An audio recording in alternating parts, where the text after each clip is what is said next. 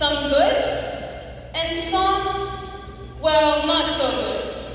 Between Sister Farida's Taekwondo quizzes and Brother Yusuf's Arabic class, I honestly don't know how we managed to reach this point without dropping out or at least changing schools. It's honestly something to be proud of. Now, it must be said that my classmates are the best part of ISI. They made school a lot less boring by turning the most normal things and occurrences into jokes, such as the name pointed. One of the advantages to having a smaller class size is that I learned that everyone has something special about them. Whether it's the field's ability to write a proper, well-written essay in 30 minutes, or Usman's ability to eat lollipops in class without the teachers noticing. At the end of this field trip, we played a game of Mafia, and it was then I learned how good Zena is at getting people to trust her. Based on how easily she was able to trick everyone, I would say she has a promising future as an FBI agent.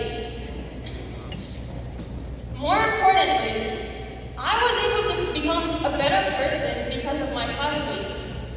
Many of my peers have good qualities, such as having amazing public speaking skills, giving the best advice, or having a positive attitude towards everyone. I remember one particular day when I failed my driving test. The sheer terror and humiliation left me unable to tell anyone. But Maham, Safa, and Hadia somehow guessed what had happened. Instead of making fun of me like I expected, they sympathized and told me it wasn't a big deal. I learned that what you say to someone can have a big effect.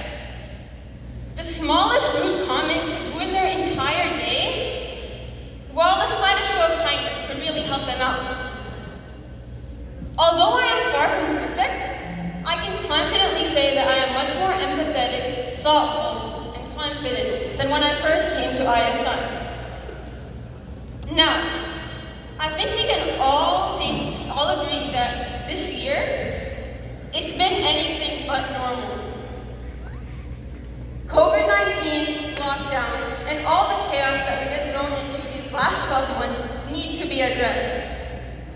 Online school has been difficult. It may not seem like it, but joining a Zoom meeting at 8 in the morning can be pretty hard. Even if you turn off the camera and mic and go back to sleep 5 minutes later. Jokes aside, I know that all my classmates had to go through unique struggles to get past this crazy year.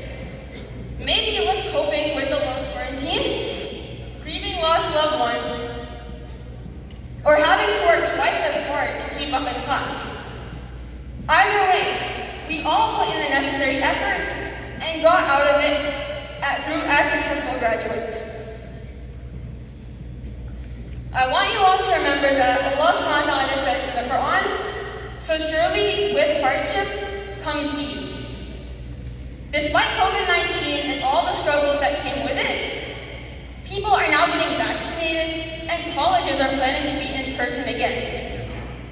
Similarly, in the future, we are going to face more problems. It could be at college, a workplace, or even at home. But keep in mind, the issues that we face can be overcome if we trust Allah subhanahu wa ta'ala, but also make an effort ourselves to solve our problems. The most important thing left to say is, I think everyone here should be extremely proud of themselves. No matter how you cut it, finishing high school is a huge milestone, and everyone here has put in a lot of work to make that happen. I know that each one of us will go on and achieve success, make some positive impacts in the world, live our lives. But I hope after all that, no one here will forget all the memories, experiences, and time we've shared and bonded over during our high school years. I'm very grateful to all the teachers and parents who made sacrifices and gave the support needed so that we could stand here today as the ISI graduate class of 2021. Thank you for everything.